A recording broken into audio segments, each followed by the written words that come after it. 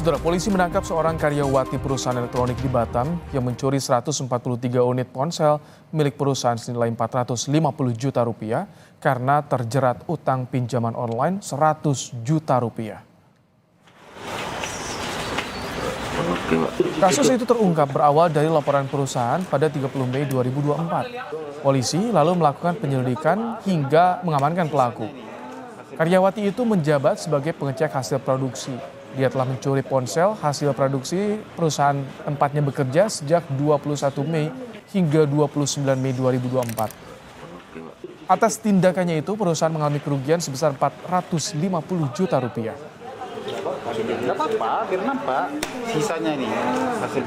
Dia sebagai PRO yang tahu jenis handphone atau handphone yang sudah ready yang akan dipasarkan ke pasar, kemudian dicek di sistem, kemudian dia ambil satu-satu dari beberapa tenan yang ada di Satnusa, yang ada di pabrik.